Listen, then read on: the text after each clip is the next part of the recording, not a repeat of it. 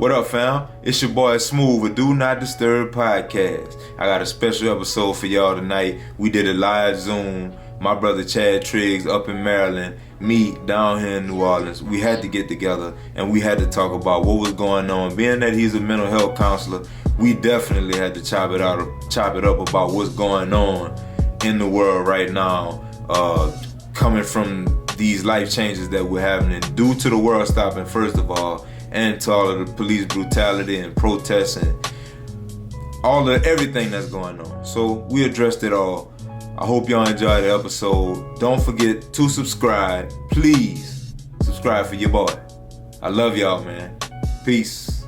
Man, I want to thank you for coming on, bro. It's been a minute since we just kicked conversation, period, you know? Right. Me and Brandon Merritt was talking today, and he was like, man, I didn't know he moved out to D.C. I'm like, yeah, you've been out there for what, about 2 years now, huh? But it'll be 2 years in August, man. Be two All years right. in August. All right, how you like it out there? You know, Josh, that transition was hard at first, man. I'm not gonna lie. The first year was rough because, you know, the change in the weather, the change in the environment. You know, you going from a city of about 60,000 to a city of like 500 plus. You know, the school is different, man. My school has like almost 1,800 kids. So it's like, that first year was hard, man. But, you know, once I connected with some people, my fraternity brothers, people at my church, people that I work with, the transition started to get a little bit easier, man. But at first it was hard, man. It was hard. Right. Did you know any familiar faces before you went down there? Well, other than my fraternity brothers, man, like I really didn't. And the only reason I knew like my fraternity brothers from here was because conferences that we met at like in like New Orleans or Houston or Baton Rouge. So I just kind of kept in contact with them. So right. When I would come out here to visit, they would be like, you know, you're more than welcome. My door is open. Come on, visit. And when I got here, man, I stayed with one of my fraternity brothers for like the first 8 months here. And then I moved on and got my own place after that. But yeah, man, just making those connections, man, because you never know when you might need somebody. So they made the transition a little bit easier for me, bro. But it was still hard because, you know, coming from Louisiana and coming out to the big city, you know, New Orleans is a city, but like this is city. You know what I'm saying? I call New Orleans big town. It's a big town. It's a big town, man. It's a big town, man. It's a beautiful city. You know, they got a lot of things to enjoy, but you know, man, it's a big town. It's not a big city. So when they call us country, because, you know, being us originally from Patterson, they call us country. I'm like, bro, y'all really not that far from the tree. The apple didn't fall that far. Right. Absolutely, bro. Absolutely. You're right. So it's crazy, man. But, you know, still getting adjusted. Still getting, you know, just it's coming together, man. It's coming together. It's coming together. That's good, man. And you still an elementary school counselor, right?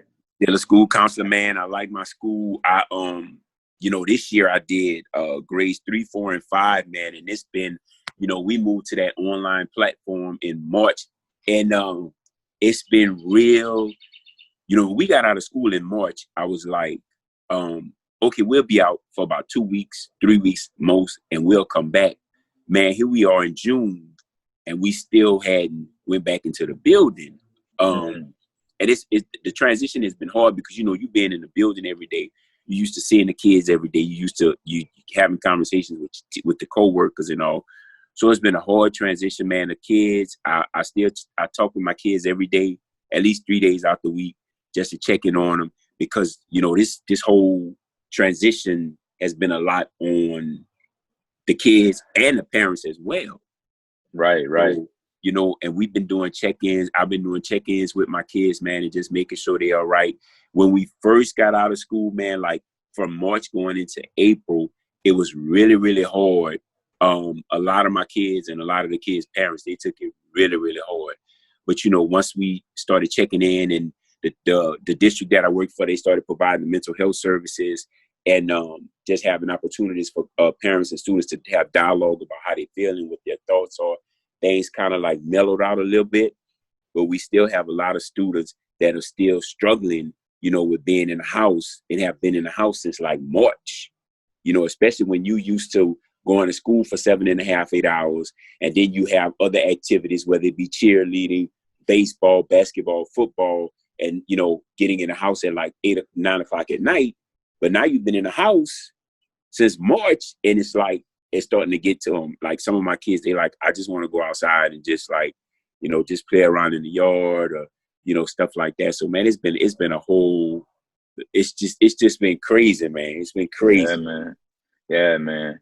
Especially being that age, like you definitely don't want to just be in the house and all the time.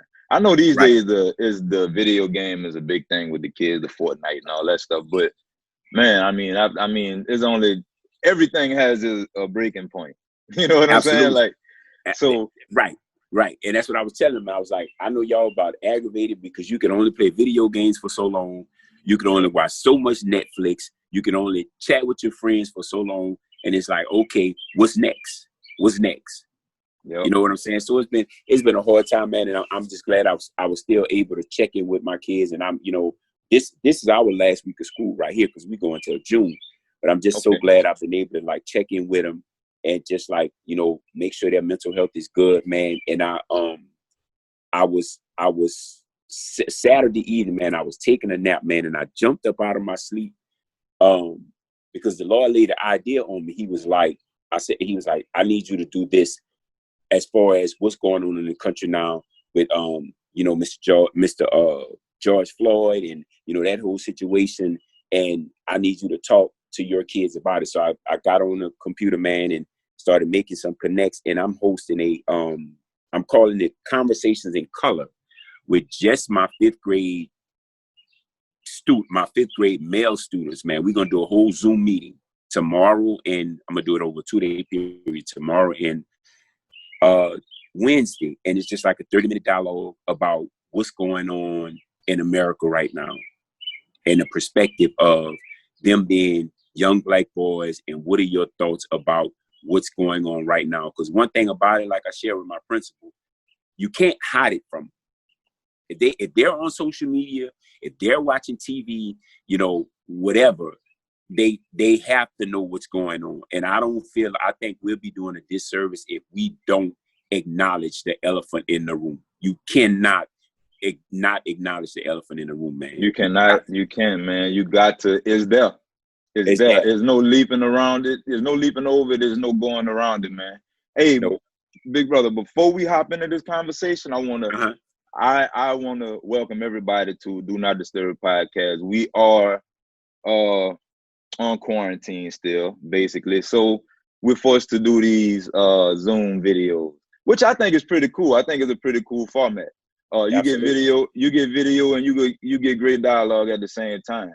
Absolutely. But for everybody that don't know you, man, I'm gonna familiarize everybody with you today, brother. They gotta know you, bro. They gotta know you.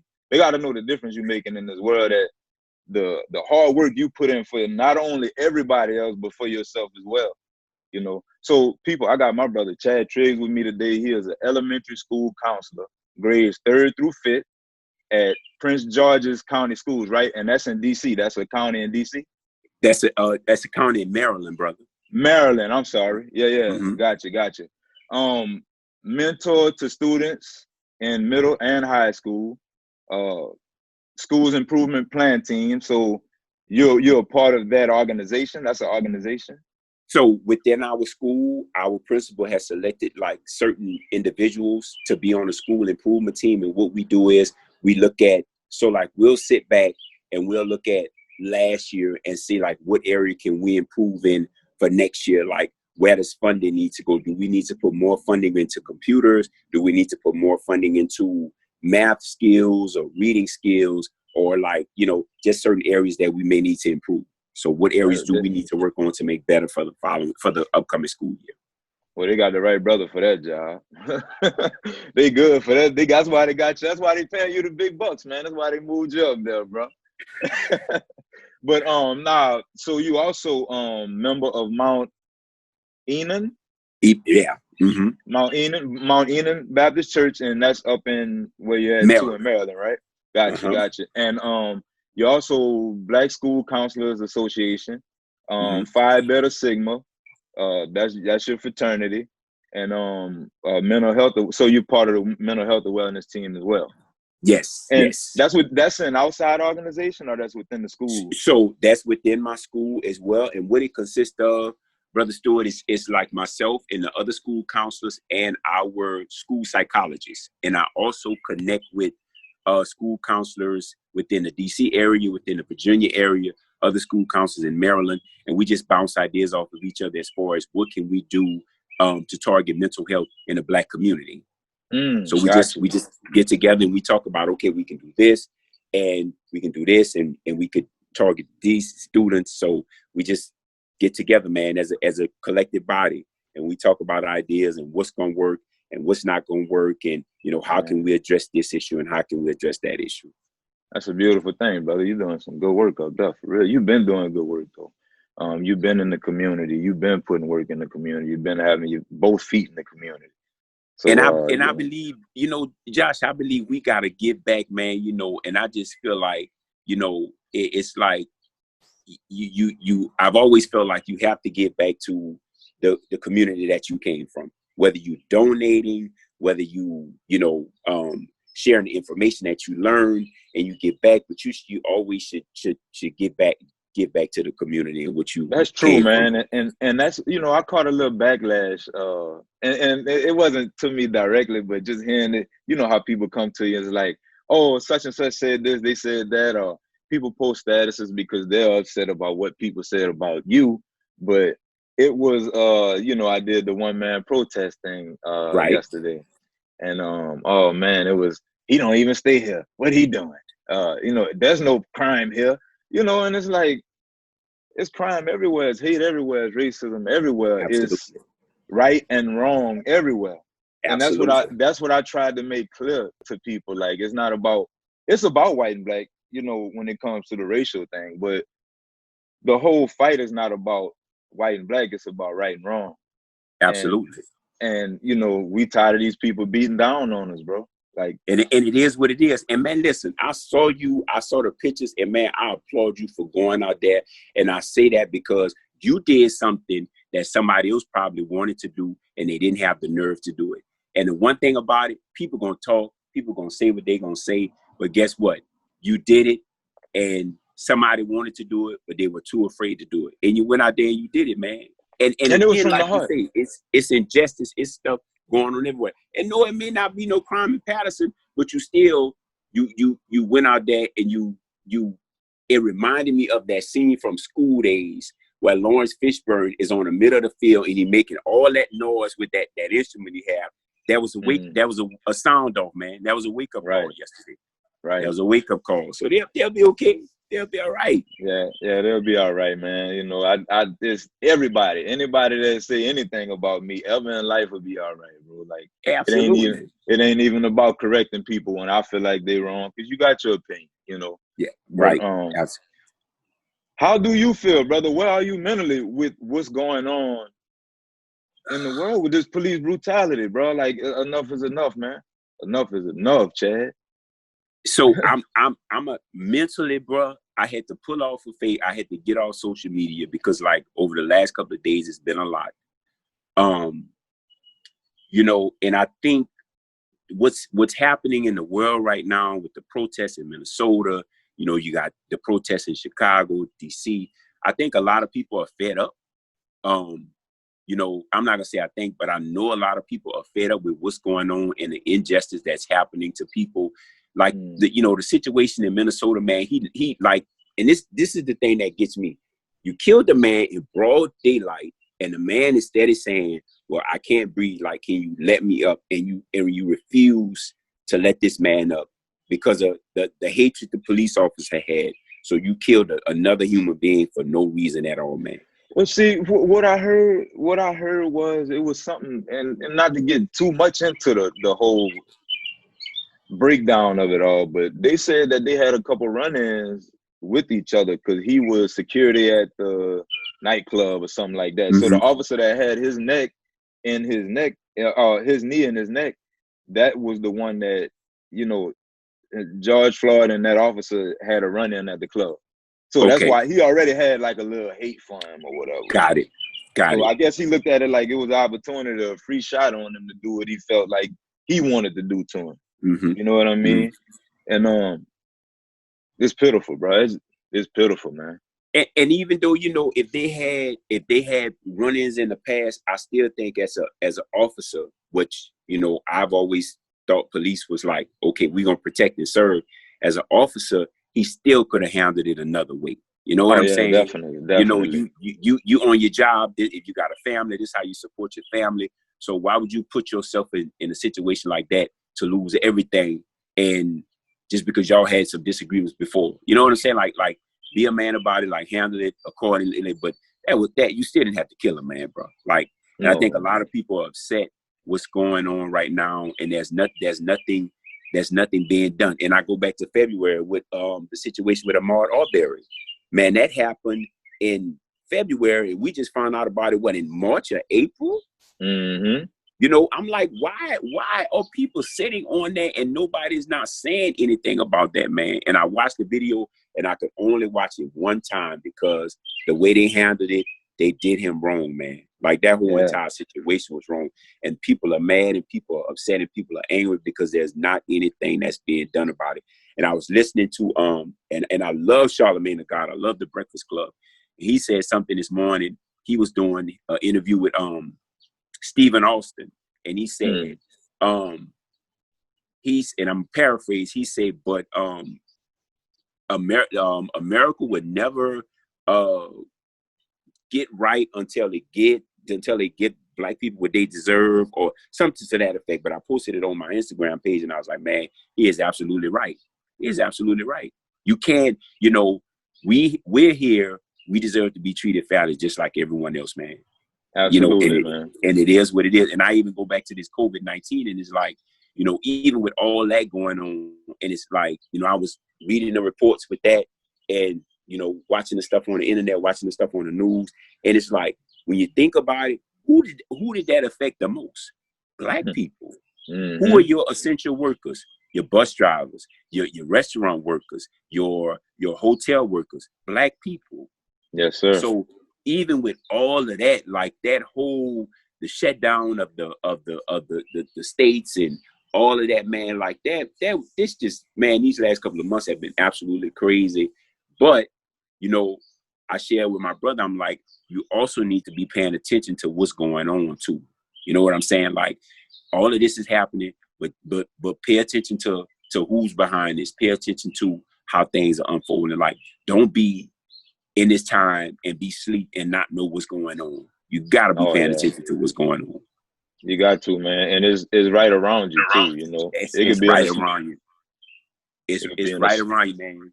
Even with the opening up of these cities, like, you know, I get business and everything, but at the same time, you gotta be mindful of the communities that you serve. Absolutely. And I get people gotta make money and they gotta get back to work. But then you got to realize, okay, do we have a vaccine for this? Are we ready to open back up? Are we ready to like start letting people going back to church, start letting people going back to the mall? Like, are we ready for that? Are people ready for that right now, man? They started slipping. They started slipping economically, bro, and they couldn't hold it together no more. So they gotta let it go. Exactly. I'm like, man, it's crazy, man. And again, Josh, like I said, if you're not paying attention to what's going on, you're gonna miss something. You're gonna absolutely miss something, because this is, any way you look at it, it's affecting black and brown people. Those are the people, we are the people that's gonna get hit the hardest from this. Yeah. You know what I'm saying? And it's like, what can we do as a people to make sure, like, we don't get, this doesn't happen again? Okay, yeah, register to vote, go out and vote in November. You have a voice, use your voice. Like, and don't get me wrong, bro. I'm for the protesting, but be peaceful. You know what I'm saying? Don't break up nobody's shit. Like, people work hard. Right. Like, they tearing up stuff in Atlanta.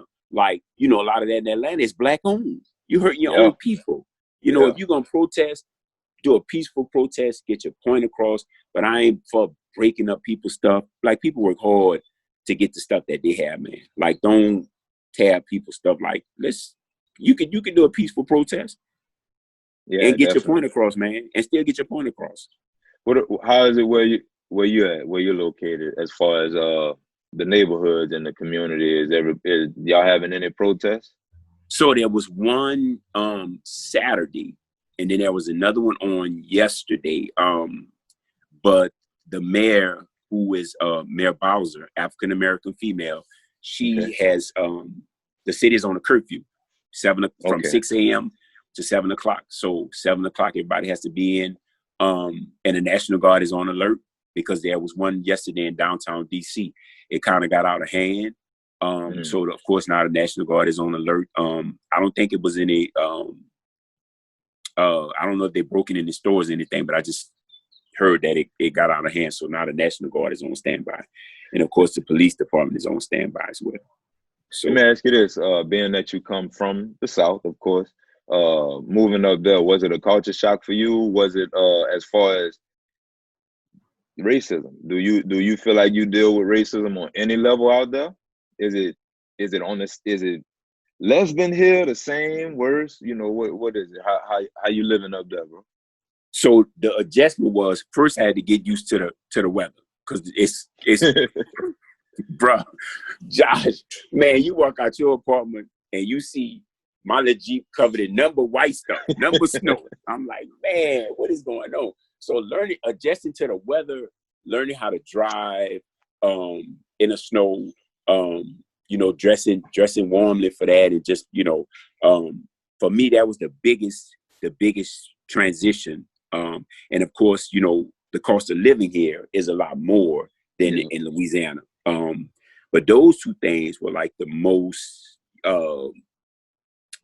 the biggest challenges for me at first. But you know, again, having somebody here to help me to adjust to that, like it made it a little bit easier for me. So I know I had to, you know, the coat that I would wear at home when it was like in the 50s, I couldn't wear that here because it ain't gonna work. You know, it get cold here, so it's like cold, and I mean snow and wind and rain, and man, we've been at school a lot of times, and it's like, you know, the first sign of snow, they shut everything down out here, man. The kids got to go home. We had either we get a 2-hour delay, which means we start school at like 10, or we get a 2-hour early dismissal, which means we get out about 1:30, depending on what the snow is like. So, you know, getting used to that. But as far as racism here, man, I haven't experienced anything like that because, you know, here the population is all African American. Right. You know, but when you go out to Maryland, certain cities where it's like it's a mixture. You have Caucasian, you have African American, you might have Hispanic, but once you come, you know, into other cities, into Maryland and like DC, your population is predominantly African American. Gotcha. Like, for example, my school that I work at, our staff is like 90% African American.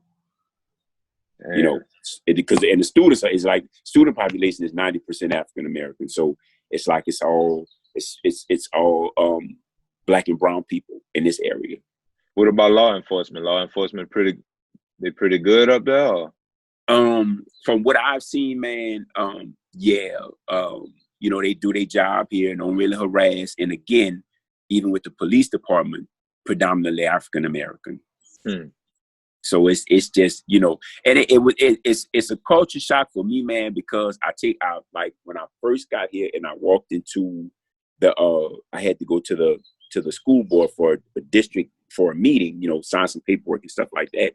And it was like you walk in and it's like all you see is Black and brown faces. That's pictures on the wall. So that's all you see. So it's like, you know, you come here, that's your population. That's your whole that's like 85-90% of the population. Nice. Well, let's get back into you was talking about how you're preparing your students mentally. Yes. To deal with everything that's going on right now, the protests and, you know, all the police abuse and stuff like that. I'm sorry, go ahead. No, so we were doing, like I said, I've been doing like mental health check-ins with them. I have been providing the families with information on like if they need like outside support, just the different services that we have here in the school district. And right now the thing is like any services or support that's needed, like they're not charging anybody for them. So if I need to speak to a therapist, we gave the parents a list. You call them and you set up an appointment of, of course, over the phone or on the computer.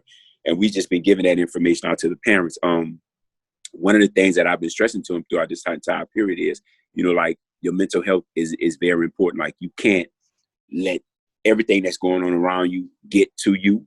And I've been stressing that to my parents a lot because my whole thing was, your kids watch your actions. So if they see you falling apart, then they gonna start falling apart. So you got to keep it together for your kids.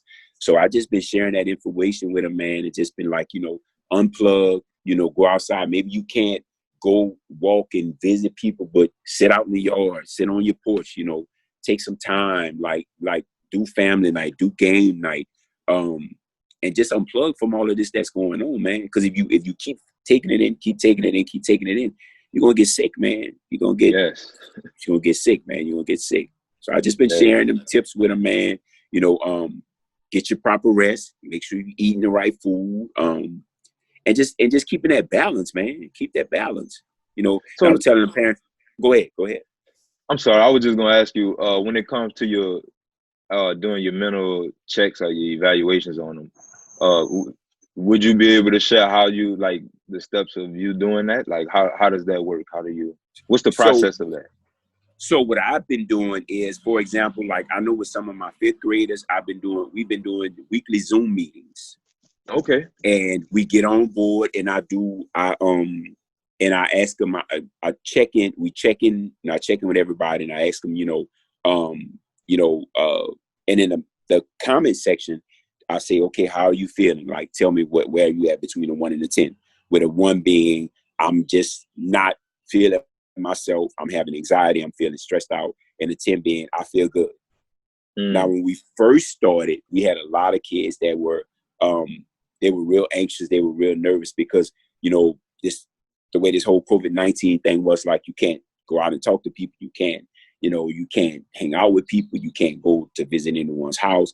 But since then, a lot of them that had that anxiety at first, they kind of like calmed down, because with the weekly check-ins, and I've been giving them like breathing exercises when they feel anxious, or activities they can do when they feel nervous about something. So a lot of them are like moving more towards like a 8, a 9, when in the beginning they were like at like a 1 and a 2, which there were even some adults that were at 1s and 2s because they didn't know what was going to happen as a result of all of this. So that's been part of the mental health check-in, man. And I've been doing group sessions, and I've also been doing one-on-one with some students because, they didn't feel comfortable within a group.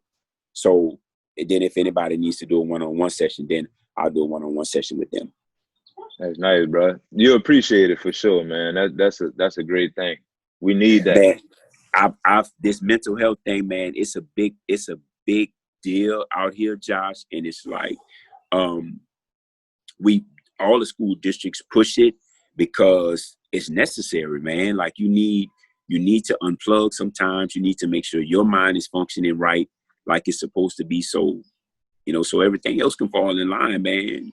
Everything else fall in line. Once you get your mental health in check, man, everything else can fall in line. And that's why I'm telling my parents that, like, you got to keep it together for your kids. Like, you can't fall apart for your kids. I never forget, I had a parent call me one day and she was in tears and she was like, she doesn't know how she's going to do all of this. And I told her, I said, ma'am, listen, step back away from it.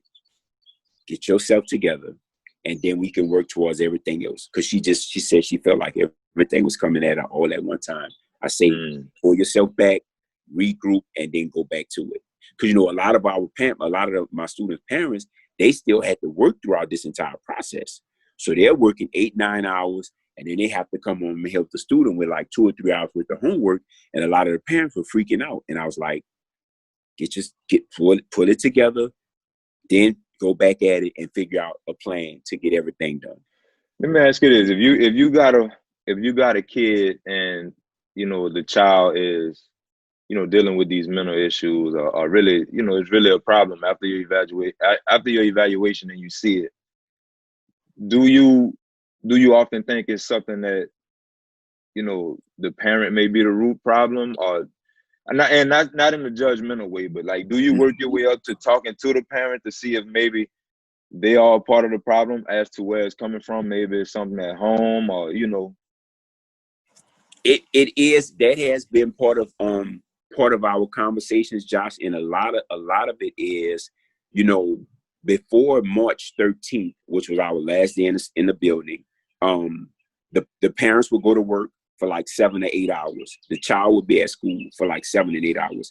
But since all of this happened, everybody's home at the same time. So it's like, okay, if I'm a parent, I'm working from home 7, 8, 9 hours. My kid is in the other room. He or she is doing homework. It's like, I'm not used to this. So for a lot of people being in these close quarters these last couple of months, when with people, even though these are people that you live with on a regular basis, but you all spending that much time together, it's been a real challenge for a lot of people. Because, as parents, the kids go to school, you go to work, or if you work from home, the kids go to school, you're at home all day, the house is quiet. But now everybody, for the last 2.5, 3 months, everybody's been in close quarters, man. So it's been like just trying to figure that piece out, because you're so used to being at home by yourself. And I've had some parents that have said, well, it's hard being at home and I'm trying to do my work and I still have to monitor what my child is doing as well. So that right there has been a challenge for a lot of parents, because they're so used to sending them to school and they're at home working by themselves. So that piece has been a challenge. And like I said, one of the things I stress to my parents is, if you find yourself struggling with the assignments that the teacher is given, email the teacher, call the teacher. I'm having trouble with this. Can you show me how to do it? Like, or can you email me some information on how to do it? And one thing I've always told my parents, as long as I've been in education, if you have a child within a school system, as a parent, you have every right to go and check on your child, to ask questions about something you don't understand. Because guess what? I have an investment over here. I need to check on my investment.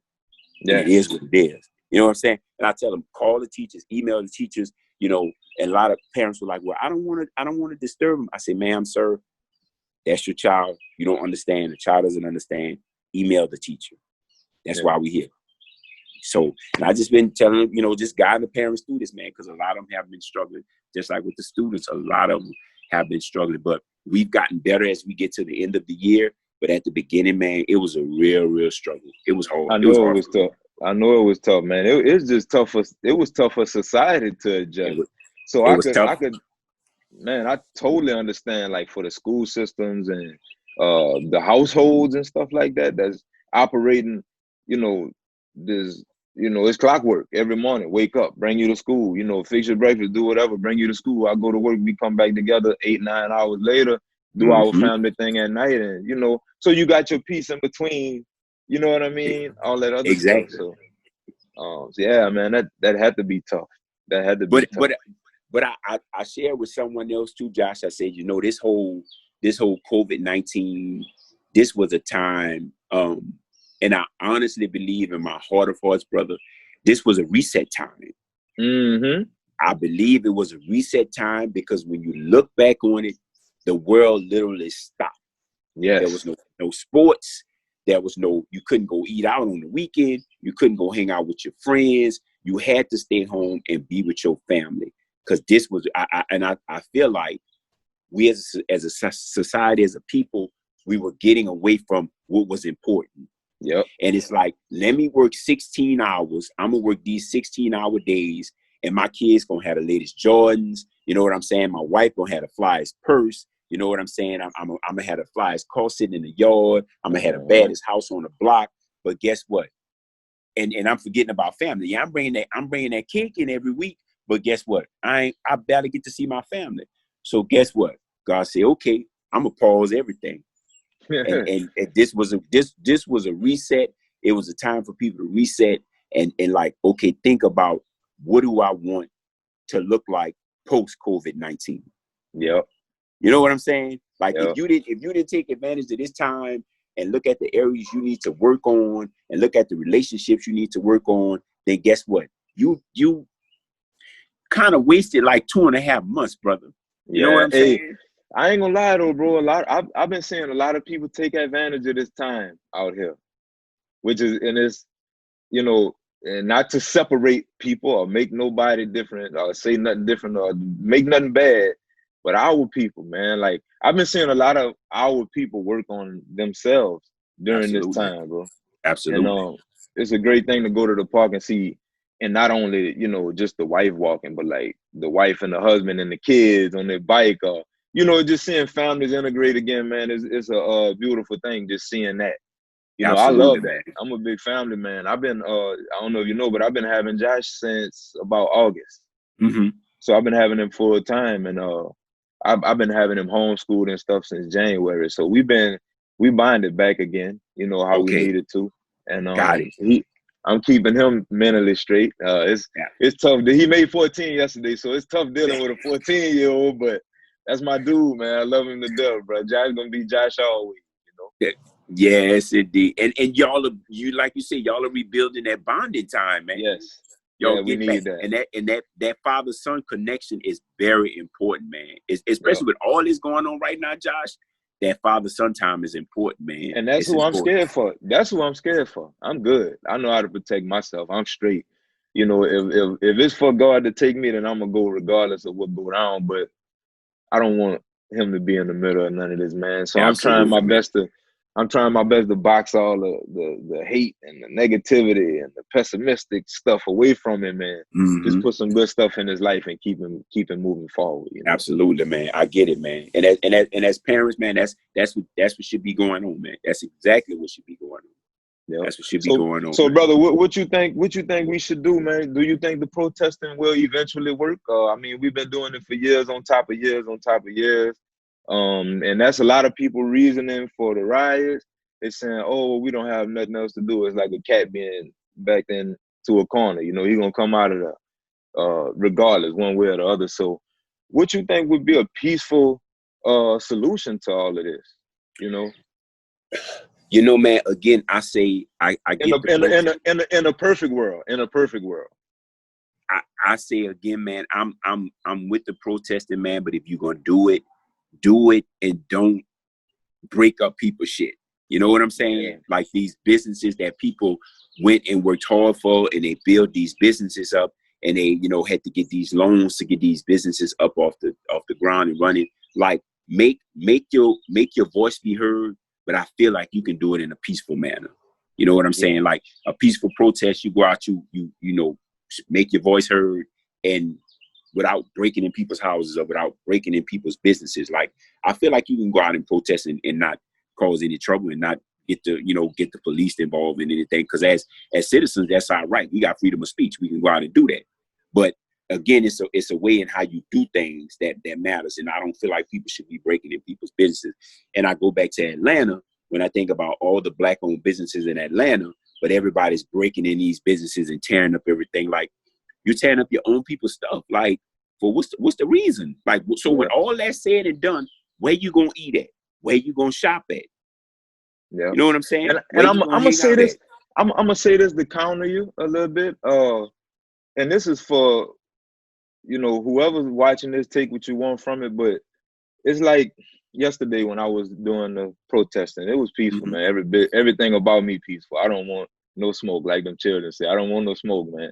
Right. But I went out and I was doing my thing, and about 4 or 5 different times, they had some big trucks. You know, the big trucks they drive in, and they'll get by me and hit the gas real hard, or kind of skirt off on me. I seen a couple guys kind of lean into me like they were gonna hit me on the sidewalk. And I had a couple people pass by and say some nasty things out of windows, but you know what you gonna do? And you entice the wrong person, then they gonna set some shit on fire, big brother. You're right. But and then see the thing about that, Josh, what gets me is, so you were out there not causing no trouble. You wasn't throwing no bricks at nobody's house. You wasn't, you know, throwing nothing at nobody's cars. And as a citizen, that was your freedom of speech to get out there and do that yesterday. So why were they making comments and everything at you. Like, what like, that was a peaceful, it was peaceful. It wasn't no trouble. It wasn't no confusion. But why? But what you just did though was, bro, you just put them, you didn't say names, but you called some people out on some shit that they did that they know that they shouldn't have done. Yeah. You know what I'm saying? Yeah. That's your right. That's your hometown. You can walk up and down that sidewalk all day long and say you get tired and can't nobody tell you nothing. You ain't causing no trouble. I'm minding my own business. So what you doing all that for? Now, I did have some people, on the brighter side of things. I did have some people stop and roll their window down and even get out their truck and come over there and give me dap or whatever, and was like, man, we with you. You know what I'm saying? So absolutely, it was like, man, they were like, man, that shit just not right. It's not right. And I just pray to God that they are taking that home to their families and talking to their friends about it. Absolutely, man. Maybe a post or two on social media won't hurt, man. It won't. And the thing about it, man, like I was telling one of my friend's daughter, she graduated this year, and I told her, I say that for the class of 2020, whatever y'all do, if y'all hadn't registered to vote, we need y'all come November. Like, we need every last one of y'all come November. So you need to get all your little friends and all y'all need to go register to vote. We need y'all in November, man. Yeah, like go register to vote now. Like, get that done like right now. Yes. Brother, a mental health counselor, the counselor, man, Barack Obama himself, man. Me and Craig call you that. I just want to say, man, for real, brother, I really do appreciate what you've been doing, man, forever, bro. And just like me, and I came after you, and I remember this, man. I remember you used to like kind of serve to look at the little parties and stuff back home, like when Cap and them would do the parties and stuff like that. Yeah, he call me, man, I need a bartender, man. I need a bartender, man. How much you paying? All right, I'm gonna be there. What time you need me there, man? Look, I remember walking up to you one night at one of them parties when you was working, and I was like, bro, I want to get on your level, bro. I want to get on your level. And you already know what I'm talking about. Coming from how big you was, bro? Man, my heaviest, Josh, I was 370, bro. 370. Where you at right now? I'm at like 225. I got on scale last night. I'm at 225, brother. That's goals, bro. See what I'm saying? Hey, and Craig shared this with me, and I'm gonna put you out there like this right now because it's a great thing. Uh-huh. One of your biggest things was when you got your weight down and you felt good about yourself was coming out of that shirt at the beach, huh? And bro, ever since then, Josh, when I went to the year we went to Jamaica for my birthday, man, and I was like, okay, I'm here. I'm like, I'll never see these people again. I'm at the point now where I'm comfortable in my skin. So guess what? Man, bro, and it is what it is, and it's gonna be what it's gonna be, man. And ever since then. That's what I did, man. 2017, I did the same thing in Miami, bro. I ran on the beach with my shirt off. Felt good about myself. And that's what it's about, feeling good about yourself, brother. Yeah. Even going through all of the stuff that we've been going through in 2020, man, for me, January moved like a year. It felt like a year before January was over. Absolutely, man. Kobe, went to heaven on us, man. Kobe clocked out on us. That was a hurtful thing to lose Kobe Bryant, especially for the work he was putting in after basketball. Mm. And then the COVID-19 and then dealing with this police brutality, man. It's been a hectic and a heavy year, but you got to feel good about yourself. You got to always constantly work on yourself and keep that mental clarity that you deserve, Absolutely, man. Because if not, like you say, brother, if you let it, all this stuff will consume you, man, and you'll be walking around here looking crazy. And it's like, man, you gotta. I get up in the morning, bro. I pray. I do my meditation. I get my scriptures, man, and I get my day started. And then some days, man, I don't look at social media till like the end. Some days I look at it like in the middle of the day. But you can't sit there and constantly feed off of that. And feed off and the stuff that's on the news, because it'll make you sick, man. You just constantly looking at it. Look, I say, man, look, I can't do it, man. Can't do it. Can't do it, man. Well, brother, I appreciate your time today, bro. Anytime, bro. Anytime. Yeah, man. And we definitely gonna get back on here and chop it up some more. Any ideas you come up with, you pass them by me. I come up with some. I'm gonna throw them at you, and we could get on here with a couple guys, set something up, and do like a little conference podcast. You know what I mean? I think that'll be fun, man. you saying that June is Men's Health Awareness Month, so we definitely need to get back and talk about mental health, man. Yes. From the male perspective, man. Yes, we need to do that. Let's do that. Let's do it. I'm on board, brother.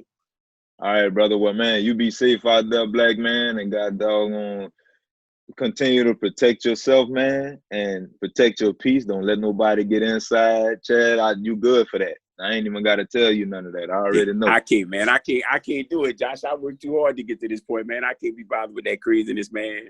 Absolutely. I set them off, man. Look, I done got to the point. I'm at the age right now where it's like, look, if we having a conversation on the phone, and you say something I don't want to hear, it's click. I ain't even gonna say bye. I'm just gonna hang up the phone. I ain't doing that no more, man. Right, I can't let them get mad. I got that. And you know, when working with kids, man, you gotta always be at the top, like 100%, because you can't go in front of them and you falling apart. You know what I'm saying? Like, you got to get it together, man. Get yourself together. Yep. Well, take care of yourself, brother, and I'm gonna keep in touch, man. I love you, man. Keep your head up and keep going strong, bro. You too, brother. I love you too, man. And tell that man I said happy birthday, bro. Definitely will, bro. All right. All right, man. Peace.